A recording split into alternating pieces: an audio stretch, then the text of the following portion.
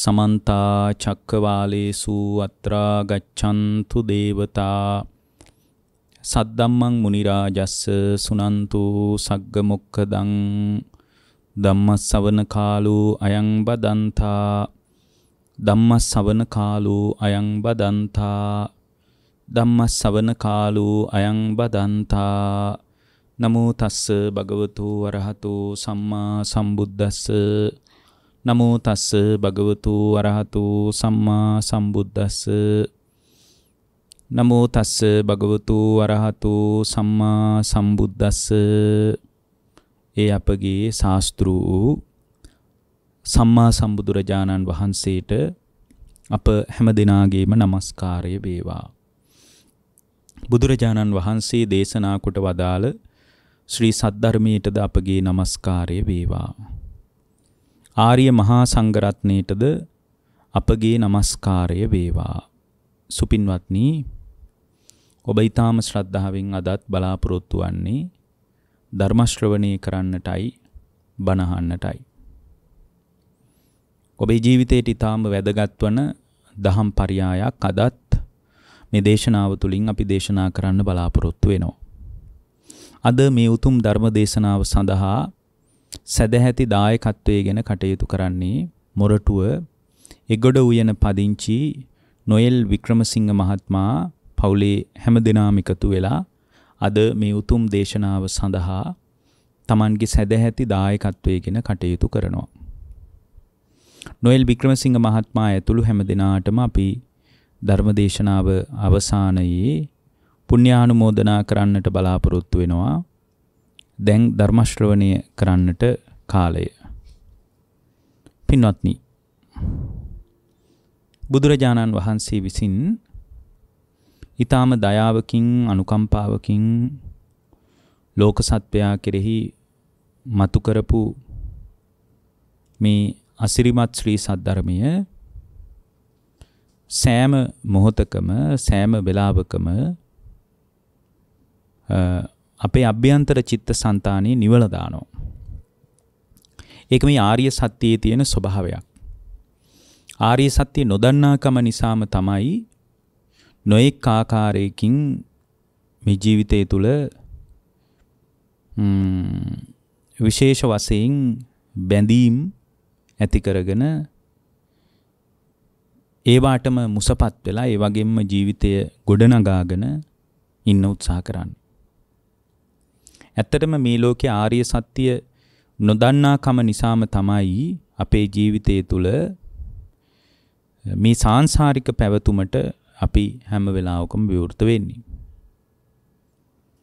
ඒ වගේම අපි තුල සක්කාය දිට්ඨිය නිරුද්ධ වුණොත්, සම්පූර්ණයෙන්ම සක්කාය දිට්ඨිය අපේ ජීවිතෙන් අයින් වුණොත්,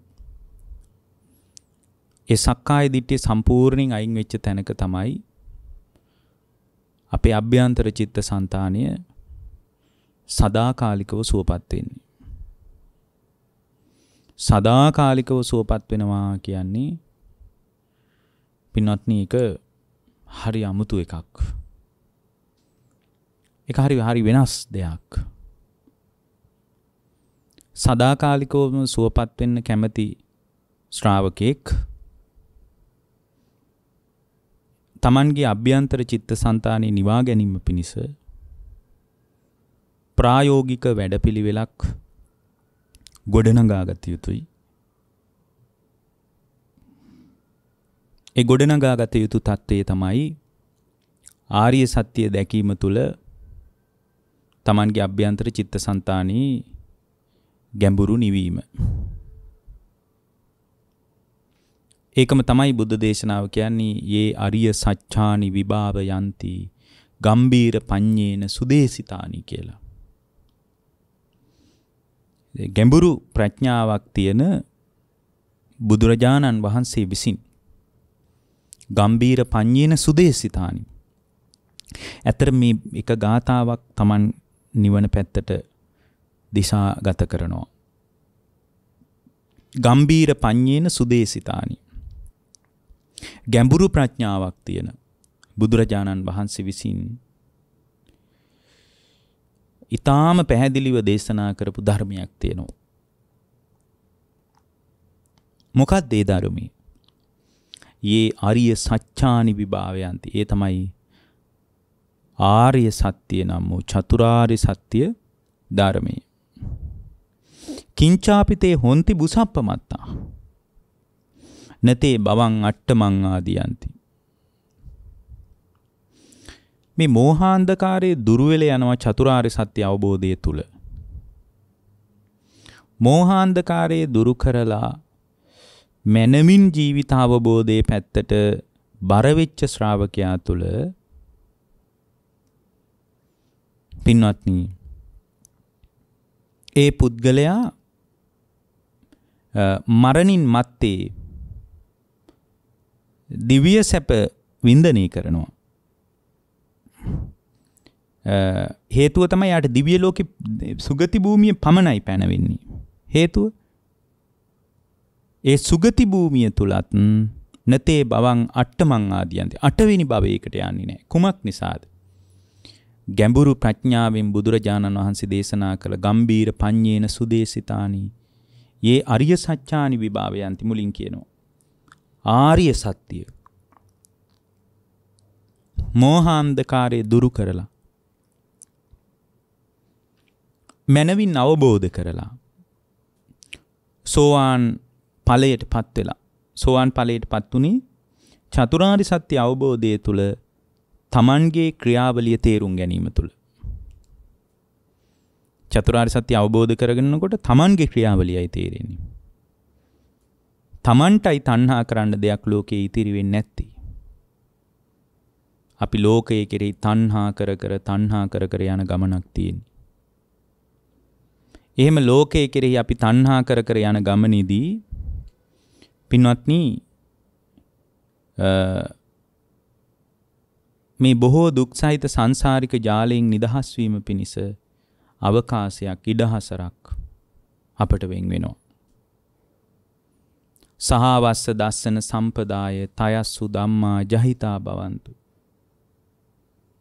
සෝතාපන්න පුද්ගලයාට පින්වත්නි ඒ සෝවාන් මාර්ග චිත්තය උපදවාගත්ත පුද්ගලයා තුල ස්ථාවර වෙන මනෝභාවයක් තියෙනවා. මොකද්ද? සක්කාය දිට්ඨි විචිකිච්ඡිතංච. සක්කාය දිට්ඨිය නෑ ඒ හිත තුල. විචිකිච්ඡිතංච. විචිකිච්ඡාවක් නෑ. බුදුරජාණන් වහන්සේ ගැන සැකයක් නෑ. දැන් බුදුරජාණන් වහන්සේ ගැන, ධර්මයේ ගැන, සංඝයා ගැන, පෙර භවයේ ගැන, පසු භවයේ ගැන අපිට සැකයක් උපදිනවා නම් අපි තවමත් සෝවාන් මාර්ගයට ඇවිල්ලා නෑ. සෝවාන් මාර්ගයට බැහැගෙන නෑ. සක්කාය දිට්ඨි විචිකිච්ඡිතංච සීලබ්බතං වාපි යදත්ති කිංචි. සක්කාය දිට්ඨියයි විචිකිච්ඡාවයි සීලබ්බත පරාමාසයයි කියන සංයෝජන තුන ඒ පුද්ගලයාගේ సంతානෙන් දුරු වුණාම පින්වත්නි අනාගත කාලේ සතර අපායට නැවත වැටෙන්නේ නැහැ. ඒකයි මුලින් සුගති භූමියම පනවගන්නේ. අපි මුලින් කිව්වේ සුගති භූමියමයි උපදින්නේ කියලා. ඒ සුගති භූමිය තුලත් ස්ථාවර භාවය තමයි නතේ බවං අට්ඨමං ආදියන්ති. 8 වෙනි භවයකුත් නෑ යාට. 8 වෙනි භවයකුත් නෑ. චතුහ පායේ හිච විප්පමුත්තෝ චචාබිඨානානි අබබ්බෝ කාතුම් කියලා කිව්වේ. පින්වත්නි මේ විදියට තමන්ගේ ජීවිතයේ තුල සක්කාය දිට්ඨියයි විචිකිච්ඡාවයි සීලබ්බත පරාමාසයයි ඒ පුද්ගලයාගේ ජීවිතෙන් තොර වුණාට පස්සේ මතු කාලයක සතර අපායේ නූපදින මට්ටමට මෙයාගේ හිත හැදෙනවා. ඒකාන්ත වශයෙන් පින්වත්නි එයාගේ ජීවිතේ සතර අපායට වැටෙන පව්කම් කෙරෙන්නේ නැහැ. චචාබිඨානානි අබබ්බෝ කාතුම් ඒක අබව්‍යයි. අන්න එතනට හිත හදාගත්තොත් එබඳු ශ්‍රාවකයෙකුට තමයි නිවන සම්බන්ධ ස්ථාවර භාවයක් තියෙන්නේ. ඒතර මේ භවයේදීම නිවන කරා යනවා කියන්නේ මේ භවයේ තුලදීම නිවන් මඟට පිවිසෙනවා කියන්නේ ඔන්නෝතනින්. ඒ නිවන් මඟට පිවිසිච්ච කෙනා තුල වෙන්නේ නැති දෙයක් තමයි චතුහ පායේ හිච විප්පමුත්තෝ චචාබිඨානානි අබබ්බෝ කාතු. අභව්‍යයි. මොකක්ද අභව්‍ය? මොකක්ද අභව්‍ය? අභව්‍ය වෙන්නේ වෙන මොකක්වත් නෙමෙයි. එයා කවදාවත් සතර අපායට වැටෙන කර්මයාගෙන් සිද්ධ වෙනවා කියලා දෙයක් පනවන්න බෑ. හේතුව තමයි සතර අපායට වැටෙන කර්ම සකස් වෙන්නේ සක්කාය දිට්ඨිය නිසා. විචිකිච්ඡාව නිසා. දැන් ඔබ දන්නවා එදිනෙදා ගෘහස්ත ජීවිතේ උනත් සැකේ කියන එක ආවොත් පෞල් සංස්ථාවක් දෙදරා යනවා. ඒක වහාම ඉවත් කරගන්න ඕන එකක්. බලන්න ධර්ම මාර්ගයටත් ඒක නැති වුණොත් බුදුරජාණන් වහන්සේ ගැන, ධර්මයේ ගැන, සංඝයා ගැන, ත්‍රිශික්ෂාව ගැන, පෙර ඉපදුනා කියන එක, පසුව ඉපදෙනවා කියන එක, ඉපදෙමින් මැරෙමින් යනවා කියන එක, මේවා ගැන සැක උපන්නොත් එම් ලේසි නෑ පින්වත් නිය සැකේ අයින් කරගන්න. වහ ඒ සැකේ අයින් කරගන්න අපිට වැඩපිළිවෙලක් නැති වුණොත් එහෙම ඒ බුදුරජාණන් වහන්සේගේ ශ්‍රාවකයා ශාස්ත්‍රුන් වහන්සේගේ වැඩපිළිවෙල ඉදිරියේ ප්‍රායෝගිකව නැගී හිටින්න පුළුවන් තත්වයකට යාගේ හිත උද්ගත වෙන්නේ නැහැ. එයා අනාතයි. එතකොට මිබඳු තත්වයක් නම් තියෙන්නේ. එහෙමනම් එකම විකල්පය තමයි සක්කාය දිට්ඨිය දුරු කරගන්න එක. විචිකිච්ඡාව දුරු කරගන්න එක. සීලබ්බත පරාමාස දුරු කරගන්න එක. ඇත්තටම මේක හරි පහසුවකුත් තියෙනවා. සක්කාය දිට්ඨිය දුරු කරගන්න වැඩපිළිවෙලක් බුදුරජාණන් වහන්සේ දේශනා කරලා තියෙනවා. සක්කාය දිට්ඨිය දුරු කරගන්න වැඩපිළිවෙලට බුදුරජාණන් වහන්සේගේ ශ්‍රාවකයා යොමු වෙනකොට විචිකිච්ඡාවද සීලබ්බත පරාමාසයේද කියන සංයෝජනයන් සක්කාය දිට්ඨිය ගැලවිලා යනවත් සමගම નિરાයාසයෙන් ගැලවිලා යනවා. નિરાයාසයෙන් සක්කාය දිට්ඨිය නැති වෙනකොට විචිකිච්ඡා සීලබ්බත පරාමාස කියන ඒවා નિરાයාසයෙන් ඒ හිතෙන් අයින් වෙන්නේ. ඒ නිසා අපිට අමාරුම දේ තමයි සක්කාය දිට්ඨියයි විචිකිච්ඡාවයි අයින් කරගන්න එක. සක්කාය දිට්ඨිය අයින් කරගන්න එක. එතකොට මේ සක්කාය දිට්ඨිය අයින් කර ගැනීම පිණිස තමයි මේ ජීවිතයේ තුලදීම පුද්ගලයා විසින් Tamanගේ චිත්තසංතානයේ ක්‍රමානුකූලව විවිධාකාරයෙන් භාවිතයේ පැත්තෙන් පුහුණු කළ යුතු වන්නේ. තමා තුල සක්කාය කියලා ස්වභාවයක් පවතිනවා. මොකද්ද සක්කාය කියලා කියන්නේ? කිත්තාවතානු බන්තේ සක්කායෝ උත්තෝ භගවතාති. මේ සක්කාය කියනවා කොපමණකින්ද සක්කාය වෙන්නේ? බුදුරජාණන් වහන්සේගේ බුද්ධ දේශනාවේ තියෙනවා යම් පුද්ගලයෙක් රූපේ ආත්මයේ හැටියට ගත්තොත්, ආත්මය කියන්නේ රූපයට කියලා ගත්තොත්, රූපය ආත්මවත් කියලා ගත්තොත්, ආත්මයේ තුල රූපයක් ඇත කියලා ගත්තොත්, අන්න ඒකටයි සක්කාය දිට්ඨිය කියන්නේ.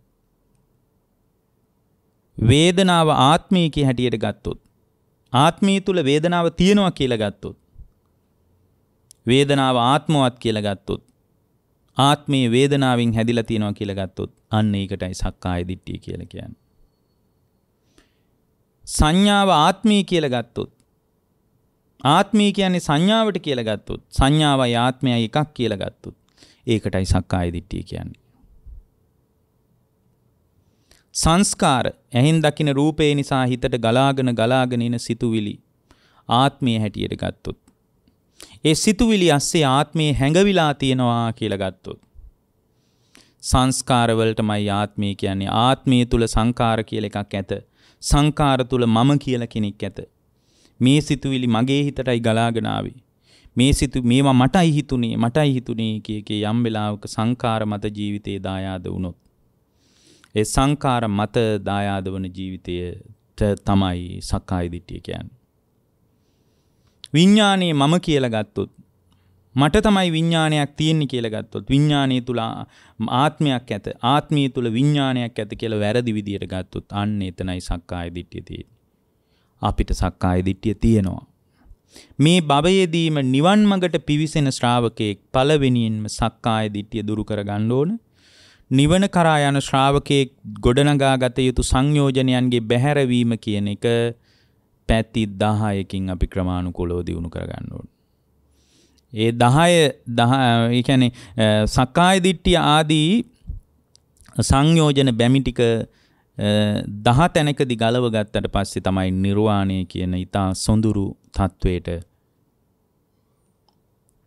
තමන්ගේ හිත පත් කරගන්න පුළුවන් වෙන්නේ.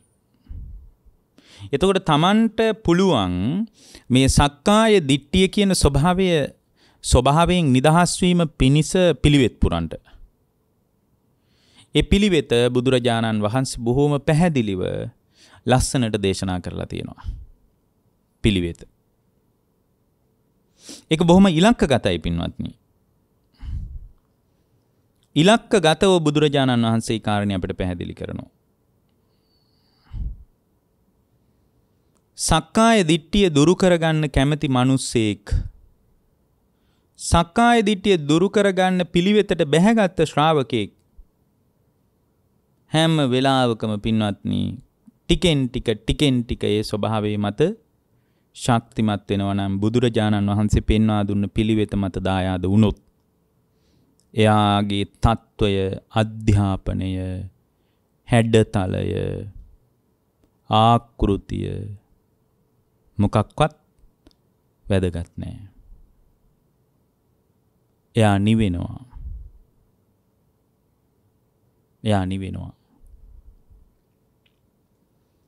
ඒ නිවීම සාක්ෂාත් කර ගැනීම පිණිස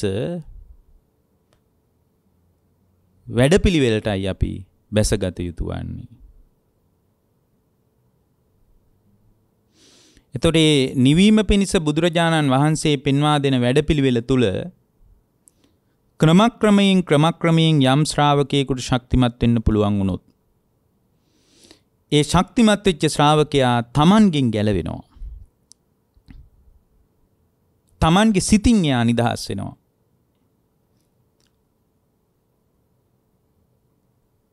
සිතේ මැවුම් කරුවාද සිතේ ගැලවුම් කරුවාද ඔබමයි. එනිසා මේ ලෝකේ කාටවත් චෝදනා කරලා පළක් නැහැ. මවාගත්තෙත් ඔබ ගැලවෙන්න තියෙන්නෙත් ඔබටමයි. ඒකට උපකාරාර්ථය තමයි ධර්මයේ තුලින් සෑම වෙලාවකම උද්ගත කරවලා දෙන්නේ. ධර්ම විසින් හරි ලස්සනට ඒ වැඩේ කරලා දෙනවා. ඒ නිසා පින්වත්නි අපි පුළුවන් තරම් දක්ෂ වෙන්න ඕන. ඒ ආධ්‍යාත්මික ප්‍රවේශය තුල ටිකෙන් ටික ශක්තිමත් වෙන්න. ඒකට ප්‍රායෝගික වැඩපිළිවෙලක් අපට අවශ්‍යයි. ඒ ප්‍රායෝගික වැඩපිළිවෙල තුල අපි දායාද විය යුතුයි.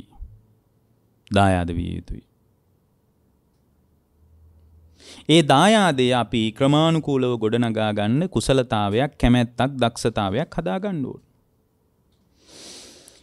ඒවා තමයි ජීවිතයට උදව් කරන ධර්ම හැටියට එක එක තැන්වල එක එක විදිහට ප්‍රායෝගිකව පුහුණු කරගත යුතු දේ විදිහට පැහැදිලි වෙන්නේ.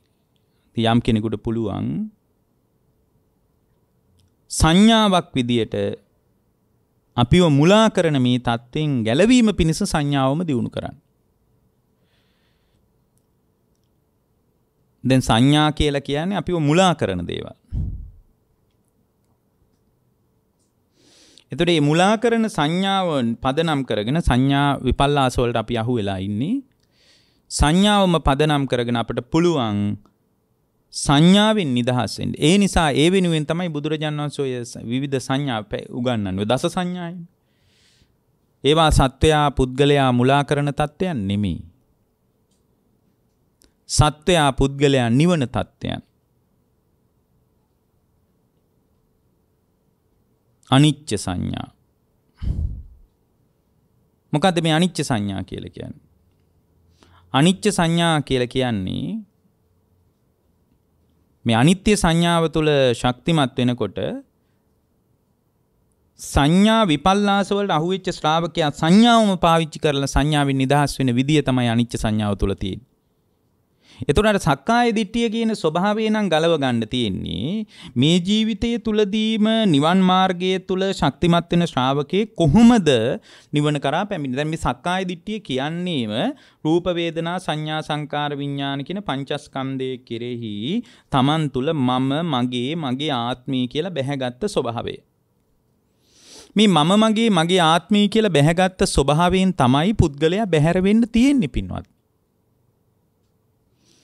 මගේ ආත්මය කියලා අපි බැහැගෙන ඉන්න ගතියක් අපේ හිත තුල තියෙනවා. මේ ස්වභාවයෙන් තමයි අපි ක්‍රමානුකූලව ඉවත් විය යුතු වන්නේ. ඒ වෙනුවෙන් තමයි පින්වත්නි අනිච්ච සංඥාව අපි දියුණු කළ යුතු වන්නේ. මොකක්ද මේ අනිච්ච සංඥා කියලා කියන්නේ? අනිච්ච සංඥා කියලා කියන්නේ පින්වත්නි දැන් මේ රූපයට මගේ ආත්මය කියලා අපි අහුවෙච්ච ගතියක් තියෙනවනේ.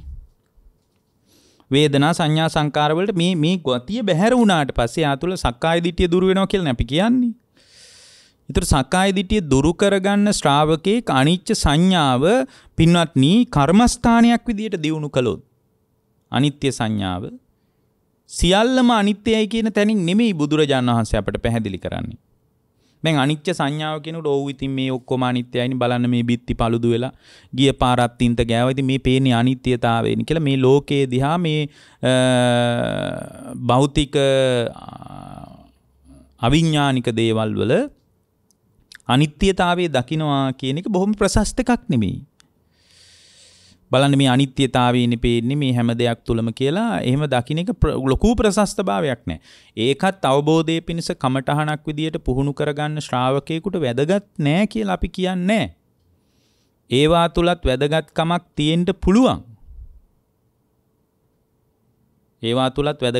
තියෙන්න පුළුවන්. එතකොට මේ වැදගත්කමම පාවිච්චි කරගෙන ඒ තුලින් පින්වත්නි අපිට පුළුවන් වෙන්න ඕන. ඒ වැදගත්කමම පාවිච්චි කරගෙන අපිට පුළුවන් වෙන්න ඕන. ඉහලින් හිත පුහුණු කරගන්න. දැන් මේ අනිත්‍යතාවය අපි දකින්නේ අවිඥානික දේවල් වල නෙමෙයි. අපි දකින්නේ මේ සවිඥානික නාම රූප ධර්මයන්ගේ අනිත්‍යතාවය දකින්නකොට තමයි සක්කාය දිට්ඨිය දුරු වෙන්නේ. ගෙදර අනිත්‍යයි, රත්තරන් බඩු අනිත්‍යයි, මුදල් අනිත්‍යයි. මොකද ඇයි අනිත්‍යයි කියන්නේ? ඔයා ළඟ හෙට තියෙනවා, මල් ළඟ අද තියෙනවා. ආයෙ හෙට ඔයාට දම්බෙයි, මට නැති වෙයි, මගේ සාක්කුව හිස් වෙයි. ඒ නිසා බල මේ අනිත්‍යතාවය එහෙම නෙමෙයි. කොහොමද අනිත්‍යතාවය මේ ජීවිතය තුළ සෝතාපන්න වෙන කෙනෙක් දකින්නේ? ඕකට ධර්මයේ තියෙන්නේ දැන් අනිත්‍ය සංඥාව ගැන පැහැදිලි කරද්දී තියෙනවා. කතමාචානන්ද අනිත්‍ය සංඥා ඉදානන්ද බික්ඛු අරඤ්‍යගතෝවා රුක්ඛමූලගතෝවා ශුඤ්ඤාගාරගතෝවා ඉති පටිසංචික්කති රූපං අනිච්ඡං වේදනං අනිච්චා සංඥා අනිච්චා සංකාරා අනිච්චා විඥානං අනිච්ඡන්ති ඉති ඉමේසු පංචසු උපාදානස්කන්ධේසු අනිච්ච සංඥා විහෙරති උච්චතානන්ද අනිච්ච සංඥා. එහෙමයි තියෙන්නේ. මොකක්ද මේ අනිත්‍ය සංඥාව කියන්නේ? දැන් මේ බඳු අනිත්‍යතාවයක් අනිත්‍යයි කියන එක වැඩි කතා කරන්න ඕන එකක් නෙමෙයි කියලා මිනිස්සු හිතනවා. සත්‍ය අවබෝධය කියන එක අනිත්‍යතාවයෙන් තොරව දකින්න බෑ. නිර්වාණගාමී ශ්‍රාවකයා අනිත්‍යතාවයේ Tamanගේ ජීවිතය තුළ ප්‍රත්‍යක්ෂව දැකගත්තොත් Tamanගේ ස්කන්ධ ලෝකයන්ගේ අනිත්‍යතාවයේ යථාර්ථයේ පැහැදිලිව දැනගත්තොත් අනිත් පැහැදිලිව දැනගත්ත ශ්‍රාවකයා තමයි අවබෝධය කරා පැමිණෙන්නේ. වෙන කෙනෙකුට අවබෝධය කරා යන්න බෑ. අනිච්ච සංඥා. ඉදානන්ද බික්ඛු අරඤ්‍යගතෝවා රුක්ඛමූලගතෝවා ශුඤ්ඤාගාරගතෝවා ඉති පටිසංචික්කති. ඔය ආරණ්‍යයකට හරි කොහේ හරි වාඩි වෙලා යා මේක මේ අහගත්ත දේ හොඳට හිතින් වඩන්න ඕන. රූපං අනිච්ඡං, මේ රූපය අනිත්‍ය වශයෙන් දකින්න ඕන. මේ රූපේ නිත්‍ය සංඥාවෙන් තමයි අපි ගන්නෙ. සුඛ සංඥාවෙන් අපි ගන්නෙ. ඇත්තටම සුඛ සංඥාවෙන් ගන්නෙත් නිත්‍ය සංඥාව නිසා. නැතු සුඛ සංඥාව නිසා නිත්‍ය සංඥාවෙන් ගන්නවා නෙමෙයි. නිත්‍ය සංඥාව පවතින තැනක තමයි සුඛ සංඥාව පවතින්නේ. නිත්‍ය සංඥාවත් සුඛ සංඥාවත් පවතින තැනක මගේ ආත්මය කියලා මේ රූපයට අහු වෙනවා. අන්න සක්කාය දිට්ඨිය. ඒ නිසා මේ ජීවිතයේ තුලදීම නිවන කරා යන්න උවමනාවක් තියෙන ශ්‍රාවකයෙක් ස්ථීරව අනිත්‍යතාවයේ මානසිකාරය කරන්න ඕන. ආවිඥානික දේවල් නෙමෙයි. ඒවා වෙනදා වගේ පරිහරණය කරන්න. රත්තරන් බඩු පළඳින්න. ඇඳුම් හොඳට අඳින්න. තියෙන ඒවා අනේ මේවා අනිත්‍යයිනේ කියලා වැරහැලි අඳින්න කියලා නෙමෙයි කියන්නේ. මොකද ඒවා මේ නිවන් මාර්ගයට අදාළ දේවල් නෙමෙයි.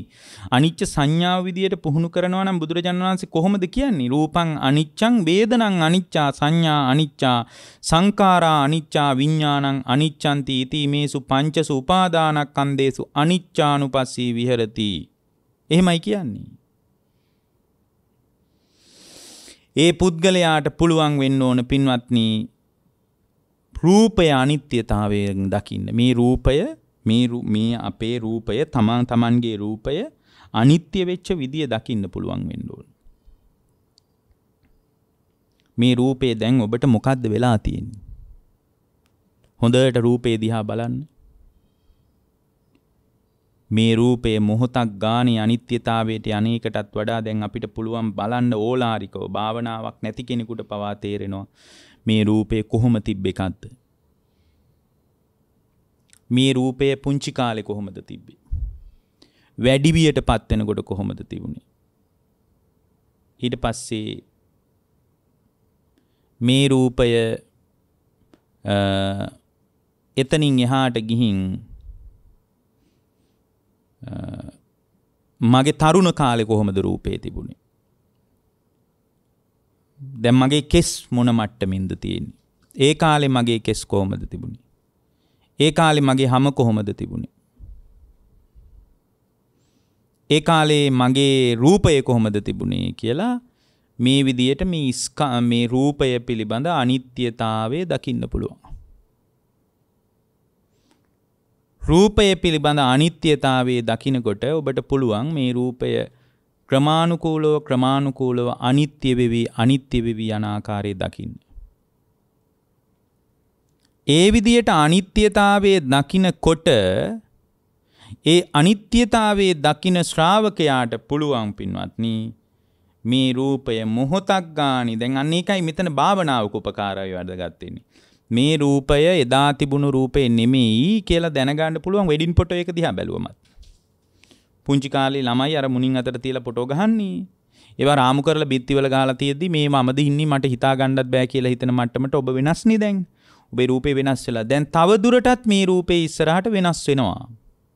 කොච්චර වෙනස් වෙනවද කියනවා නම් මේ රූපය පින්වත්නි ඔබ ඔය හොද්දට පෘෂ්ටිමත් කරගෙන ඇවිදගෙන හොද්දට කාලා බීලා බොහෝම සතුටෙන් හිටියට ළඟදි දවසක් එනවා ඔබට තනියෙන් ආහාර ගන්න බැරි. ළඟදි දවසක් එනවා ගොරෝසු ආහාර ගන්න බැරි. ඔබට ළඟදි දවසක් එනවා ඔබ මේ මහා වර්ණනා කර මේ කාගේ කර ප්‍රශංසා කර මාන්නේ හදාගෙන බලන්න ওই තරුණ ගෑනු ළමයි පුදුම මාන්නයක් නේ තියෙන්නේ. ධර්මියකුත් නැහැ. ඒ මාන්නකාරකම කොච්චර උඩු දුවනවද කියනවනම් ධර්මයක්වත් නැහැ. රූපේ ගැන මිහිතලා මොන්න තරම් මාන්නයට පත් වෙලාද කියලා පොඩ්ඩක් හිතලා බලන්න. එතකොට ළඟදි දවසක් එනවා ඔබ ඔය හොඳට කාලා බීලා පෘෂ්ටිමත්ව තියාගෙන හිටියට ගොරෝසු ආහාර ඔබට ගන්න බැරි දවසක් එනවා. පුංචි කාලේ ඔබ දියර කිරි වලින් ජීවත් වෙච්ච දවසක් තිබ්බා. ළඟදි ඔබට දියර කිරි වලින් ජීවත් වෙන දවසක් එයි. පුංචි කාලේ ඔබට ඇවිදින්න පුළුවන්කමක් තිබ්බේ නැහැ. කවුරු හරි කෙනෙක් ඔබ ඇවිද්දෙව්වා. ළඟදී ඔබට තනියෙන් ඇවිදින්න බැරි දවසක් එනවා. තනියෙන් ඇවිදින්න බැරි දවසක් එනවා. පුංචි කාලේ ඔබට වැසිකිලි කැසිකිලි කරගන්න විදියක් තිබ්බේ නැහැ. මේ වැසිකිලි කැසිකිලි එහෙම ඇඳුම් වලම තමයි වැසිකිලි කැසිකිලි උනේ. ඒතර වටේ ඉන්න කෙනෙක් සුද්ධ කරනවා. ඒ වගේ ඔබට පින්වත්නි ඔබටත් මටත් මේ තත්ත්වය උරුමයි. මේ රූපයට එහෙම වෙන්න පුළුවන්. තවත් කෙනෙක්ගේ උදව්ව නැතුව හිට ගන්න බැරි දවසක් එනවා. ඔබ මේ හොද්දට ඇවිදලා කරලා කාලා බීලා ඊටාම සුවපහසු ජීවිතයක් ගෙවාගෙන හිටියට පින්වත්නි ළඟදී දවසක ඔබට තනියෙන් ඇවිද ගන්න බැරි දවසක් එන්න පුළුවන්.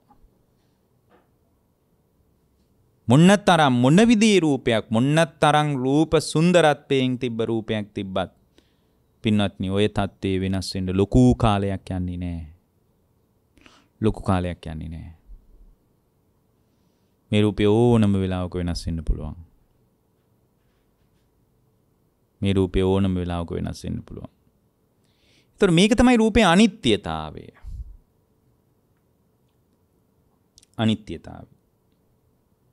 ඒතර මේ අනිත්‍යතාවයේ කිසිසේත්ම අවබෝධය කරා සෑහෙන්නේ නැහැ. අවබෝධය කරා සෑහෙන්න නම් රූපය ක්ෂණයක් ගානේ අනිත්‍ය වෙන ආකාරය දකින්න ඕන. අන්න ඒකයි මෙතන දේශනාවේ තියෙන්නේ.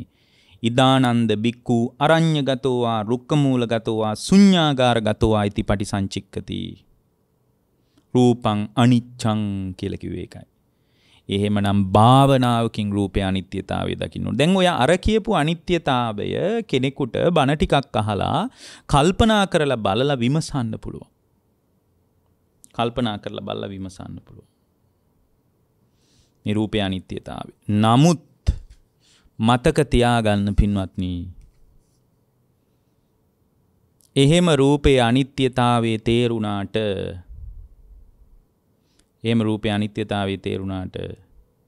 මොහොතක් ගානේ මේ රූපේ අනිත්‍ය වෙලා යනව නේද කියන එක අපිට ඇහිම් බලන්න බෑ. ඒක හැට පේන්නේ නෑ. වෙඩින් ෆොටෝ එකේ දිහා බලලා මාව ගිහින් කණ්ණාඩියෙන් බැලුවට පස්සේ ඔබගේ තමන්ව කණ්ණාඩියෙන් බැලුවට පස්සේ ඔබගේ රූපේ වෙනස් වෙලා කියලා හැට පේනවා. නමුත් සත්‍ය හැට අහුවෙන්නේ නැහැ. සත්‍ය අහුවෙන්නේ කොහෙටද? ප්‍රඥාවට. ඇයි මුලින්ම කිව්වේ? යේ අරිය සත්‍යානි විභාව යන්ති ගම්බීර පඤ්ඤේන සුදේසිතානි කියලා. ගැඹුරු ප්‍රඥාවකින් බුදුරජාණන් වහන්සේ මේ කතාව දැක්කේ. ගම්බීර පඤ්ඤේන සුදේසිතානි. ගැඹුරු ප්‍රඥාවකින් දැකලයි මේ කතාව භාග්‍යවතුන් වහන්සේ අපට වදාළේ. සාමාන්‍ය ප්‍රඥාවකින් නෙමෙයි. එතකොට මේ ගැඹුරු ප්‍රඥාවකින් දැකලා වදාළ කාරණේ පින්වත්නි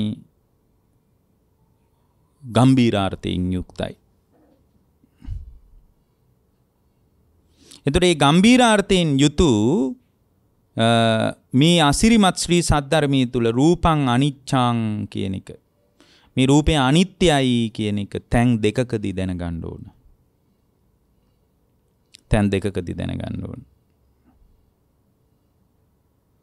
එකක් තමයි ඇසින් බලා රූපේ අනිත්‍යතාවය දැනගන්න ඕන. ඒක උදව් කරනවා ප්‍රඥාව නැමැති ඇස දියුණු කරගන්න. ප්‍රඥාව නැමැති ඇසින් බලන්න වෙන්නේ භාවනාවෙන්. එතකොට යම් කෙනෙක් ඉහළ ගැඹුරින් අනිච්ච සංඥාව දියුණු කරනකොට යාට රූපේ මේ රූප කලාපයන් බිඳෙන ආකාරය දකින්න පුළුවන්. රූප කලාප බිඳෙන ආකාරය දකින්න. ඒකයි අනිච්ච සංඥාව දියුණු කරන්න ඕන.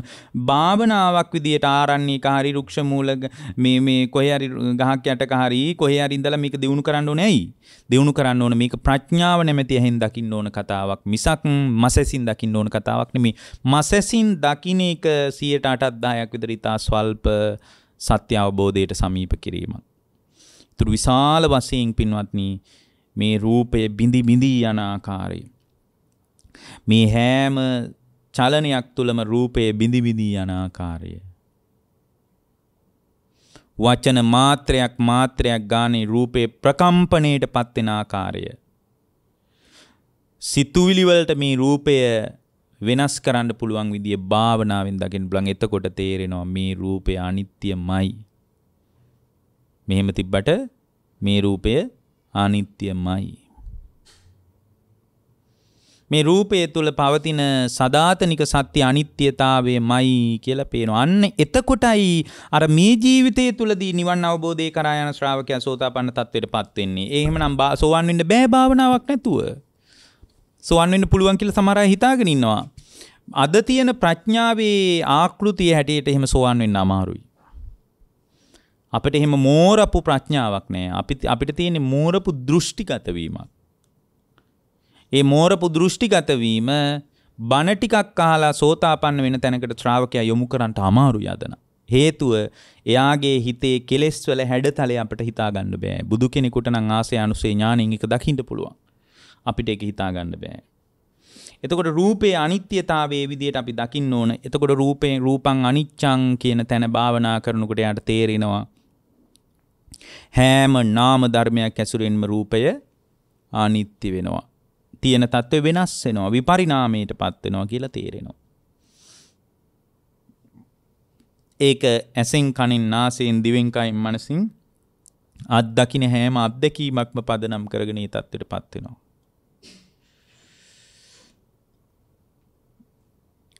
ඒ හැම වෙලාවකම රූපේ ප්‍රකම්පණයටපත් වෙනවා. කන කෑම නිසා මේ ඇස කන නාසය දිවකය මනස තුල නැවත නැවත පරිහරණීය ස්වභාවයන් පදනම් කරගෙන මේ தત્ත්වය උද්ගත වෙනවා. දැන් අපි තුමු කෑමක් කනවා කියලා. යා කන්න කැමතිම කෑම. ගම් වල කෑම වලට සමහර මිනිස්සු කැමතිනේ. ඉතින් එතකොට ගමේ කෑමක් අපි තුමු කොස් හම්බුණා කියලා. එතකොට කොස් කනකොට පින්වත්නි එයා තුල ජීවහා විඥානයයි වැඩ කරන්නේ. විඥානස්කන්ධය. ඊට අනුව එයා කොස් අඳුන ගන්නවා. පාට අඳුනගන්නේ නැහැ. පාට අඳුනගන්නේ ඇහෙන්නේ.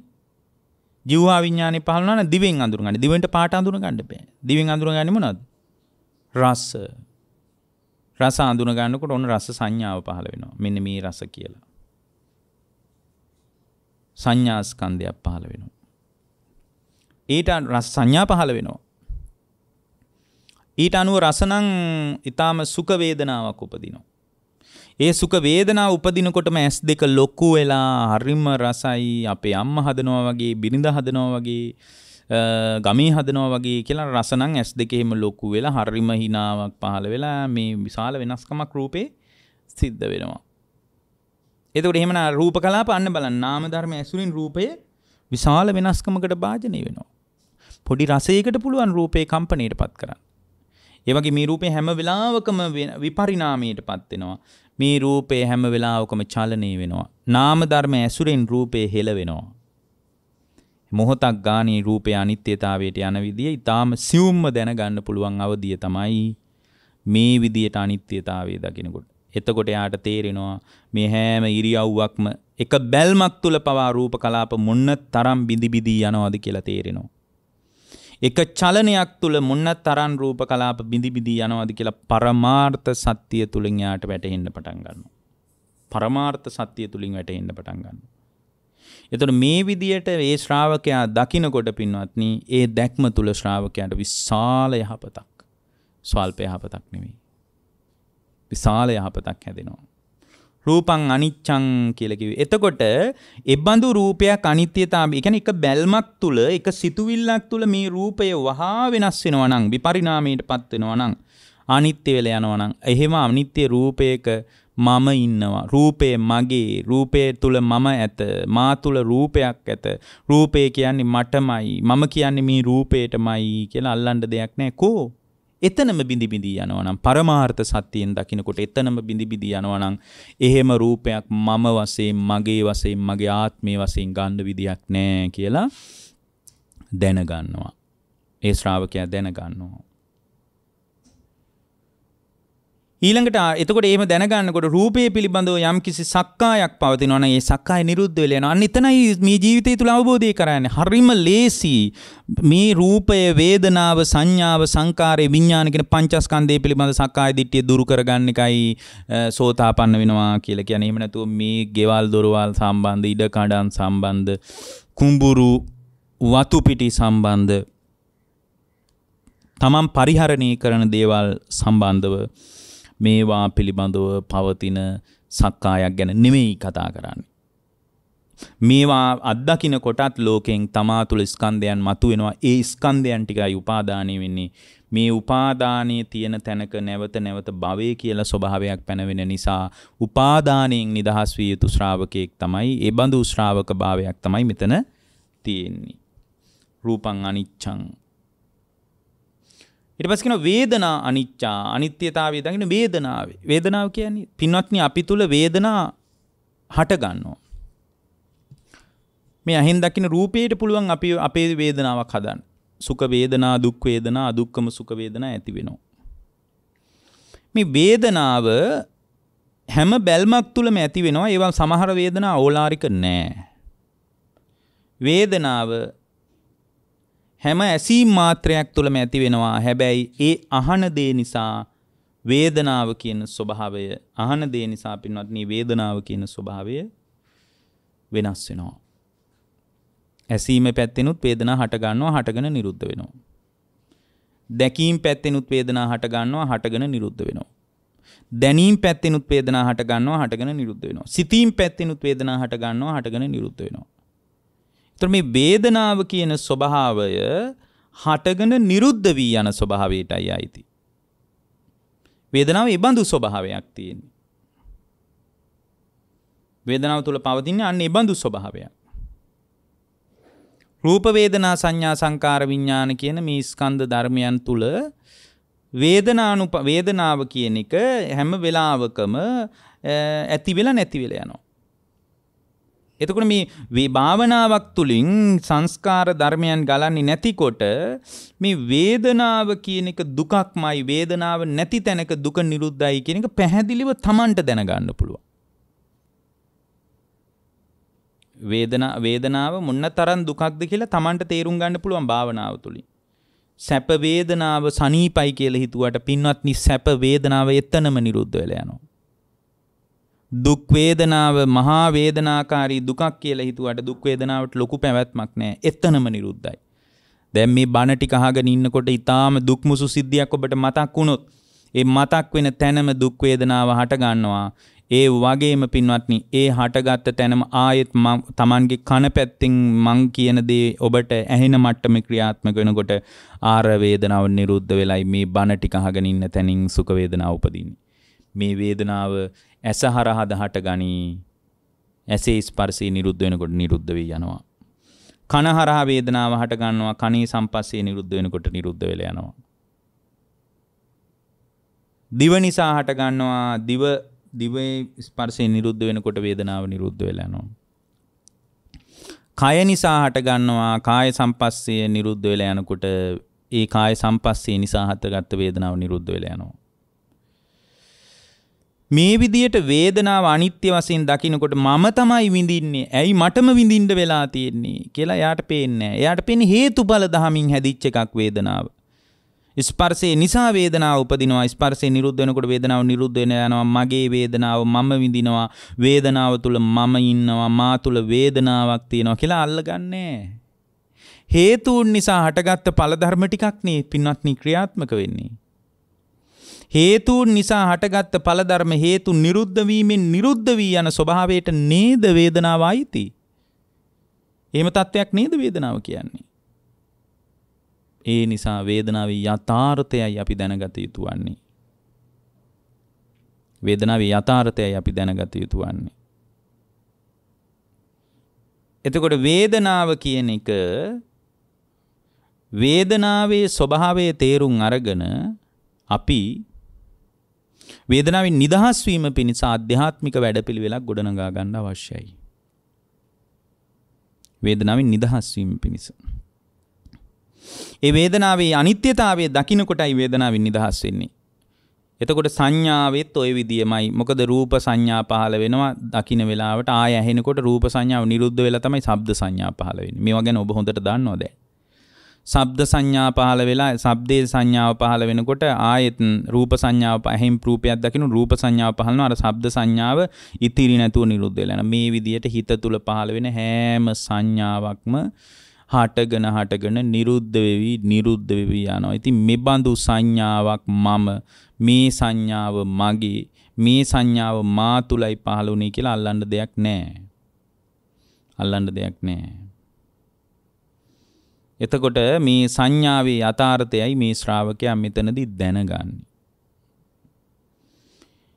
ඊට පස්සේ පින්වත්නි රූප වේදනා සංඥා සංකාර විඥාන කියන පංචස්කන්ධේම කතාව අනිත්‍යතාවය කියලා මේක බණ ටිකකින් අහගත්තට වඩා ඊටා ගැඹුරින් දැනගන්න පුළුවන් අවධිය තමයි මේක අරඤ්‍යගතව රුක්කමූලගතව ශුඤ්ඤාගාරගතව ඉතිපටි සංචික්කති කියපු විදියට වාඩි වෙලා බොහෝම හිත නිදහස් කරගෙන හොද්දට හිත සමාහිත කරගෙන සමාහිත භාවයකින් මේ தත්ත්වයක් දකින්න එකයි ඊතා ශාන්ත ඊතා ප්‍රණීත.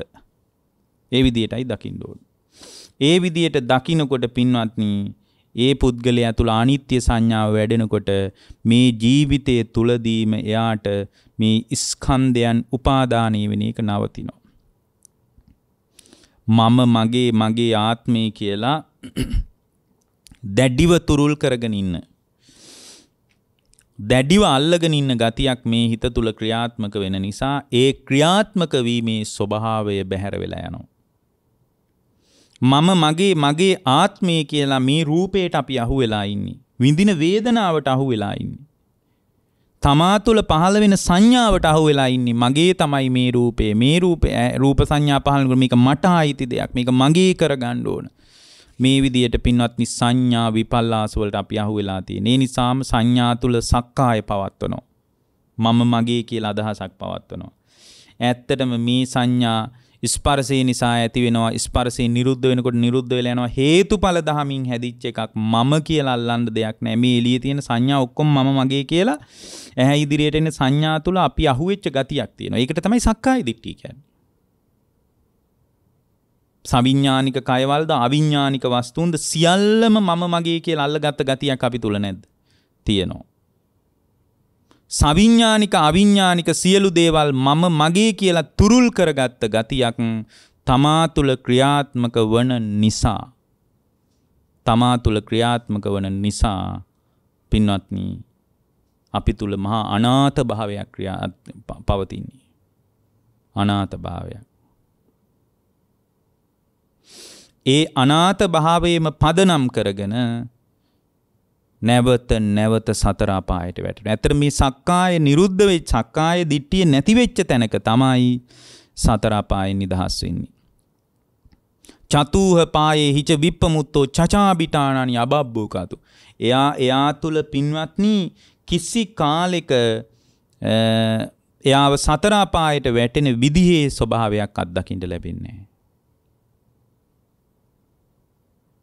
සතර අපායට වැටෙන විදිහේ ස්වභාවයක් එයා තුලින් අත්දකින්න ලැබෙන්නේ නැහැ. එයා සතර අපායෙන් නිදහස් වෙනවා. ඒ බඳු සතර අපායෙන් නිදහස් වෙච්ච ශ්‍රාවක භාවයක් තමයි අවශ්‍ය කරලා තියෙන්නේ. එතකොට ඒ බඳු සතර අපායෙන් නිදහස් වෙච්ච ශ්‍රාවක භාවයකට ක්‍රමානුකූලව අපි හිත ගොඩනගා ගන්නවා නම් එයා ඒකාන්ත වශයෙන් සක්කාය නිරුද්ධ කරන්න ඕන. සක්කාය දිට්ඨිය නිරුද්ධ කරගන්න තියෙන්නේ රූප වේදනා සංඥා සංකාර විඥාන කියන පංචස්කන්ධයේ අනිත්‍යතාවය දැකීමෙන්මයි.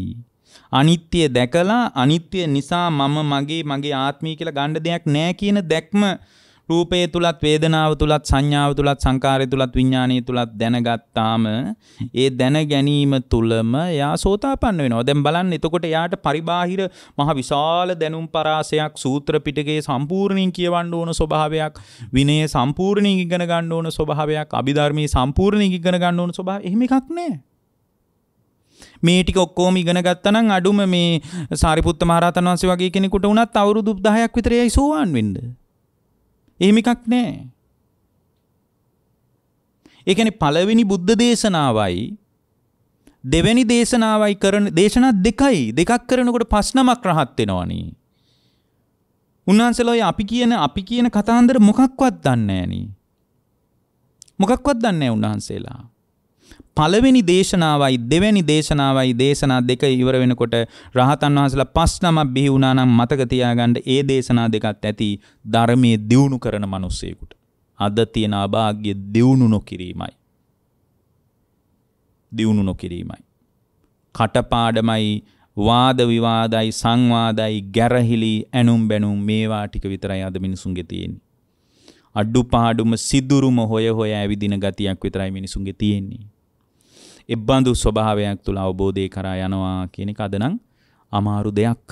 නමුත් දක්ෂ ශ්‍රාවකෙක් මේ අමාරු දෙත් ටිකෙන් ටික හරි කරගන්න ඕන පින්වත්නි. ඒ බඳු තත්වයකට Tamanගේ චිත්තසංතානෙ ගොඩනගා ගැනීම පිණිස අද මේ උතුම් බුද්ධ දේශනාව උපකාර වේවා කියලා අපි අදිෂ්ඨාන කරනවා. පින්වත්නි මේ උතුම් බුද්ධ වචනය ඔබ හැම දිනාටම අනිත්‍ය වශයෙන් ස්කන්ධයන් දැකීම තුළ මේ භවය තුළදීම නිවන් මඟට යා හැකි ආකාරයකින් ධර්මයේ දියුණු කර ගැනීම පිණිස උපකාර වේවා. අද මේ උතුම් දේශනාවේ සදැහැති දායකත්වයෙන් කටයුතු කරනු ලබන්නේ මොරටුව එගොඩ උයන පදිංචි නොයෙල් වික්‍රමසිංහ මහත්මයා ඇතුළු පවුලේ හැම දෙනාම විසින් දායකත්වයේ දරා තිබෙනවා. ඉතින් නොයෙල් වික්‍රමසිංහ මහත්මයා ඇතුළු පවුලේ හැම දෙනාටම කායික යහපත මානසික යහපත නිදුක් බව, නිරෝගී භාවයේ, සුවපත් භාවයේ, දීර්ඝායුෂ සම්පන්නිය සැලසේවා. ඊ타ම ඉක්මනින් උතුම් චතුරාර්ය සත්‍ය අවබෝධ කරගන්නට මේ උතුම් කුසලානිසංසයන් හේතු වාසනා වේවා කියලා අපි අදිෂ්ඨාන කරනවා. ඒත් සමගම පින්වත්නි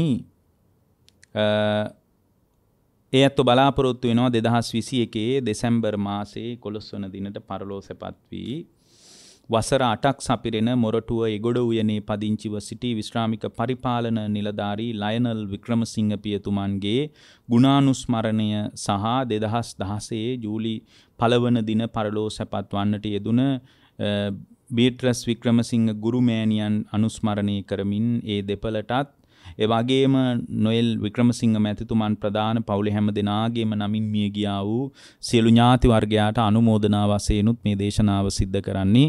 මේ දේශනාමේ කුසල් හේතු වේවා, වාසනා වේවා, භවගාමී ජීවිතයේ සුවපත් වේවා. ඒ හැම දිනාටම සංසාර දුක් ගෙවා ලබන උතුම් අමා නිවන් පිණිසම මේ දේශනාමේ කුසල් හේතු වාසනා වේවා කියලා අදිෂ්ඨාන කරනවා. ධර්ම ශ්‍රවණය කරපු සියලුම දෙනාට මේ ධර්ම දානමේ කුසල් හේතු වේවා. මේ කුසලානිසංසයන් බලවත් වීම තුළ මේ ජීවිතයේ තුලදීම වහවහ උතුම් චතුරාර්ය සත්‍ය අවබෝධ කරගන්නට මේ කුසලානිසංසයන් හේතු වාසනා වේවා කියලා අදිෂ්ඨාන කරනවා. ඒත් සමගම දේශකයන් වහන්සේ වෙච්ච අපටත් ආශිර්වාද කරලා තියෙනවා. කායික මානසික යහපත, නිදුක් නිරෝගී සුව දිගාසිරි සැලසේවා. ඊ타ම ඉක්මනින් වහවහ ධර්මාවබෝධයේ පිණසම මේ කුසල් උපකාර වේවා කියලා අදිෂ්ඨාන කරනවා. පින්වත්නි, සියලු දෙවියන්ටත් මේ කුසල් උපකාර වේවා. සතරවරන් රජ දරුවන්, සක්දෙවිඳුන් ප්‍රදාන සියලු දිව්‍ය රාජ මණ්ඩලවලටත්, බ්‍රහ්ම රාජ මණ්ඩලවලටත්, අවීචියේ පටන් බවාග්‍රේ දක්වා විහිදී පැතිරී පවතින පෙනෙන නොපෙනෙන හැම දිනාටම මේ කුසල් උපකාර වේවා. සංසාර දුක් ගෙවා ලබන උතුම් නිවන් පිණසම මේ දේශනාමේ කුසල් හේතු වාසනා වේවා කියන අදිෂ්ඨානය සහිතව අපි දේශනාව නිමා කරනවා.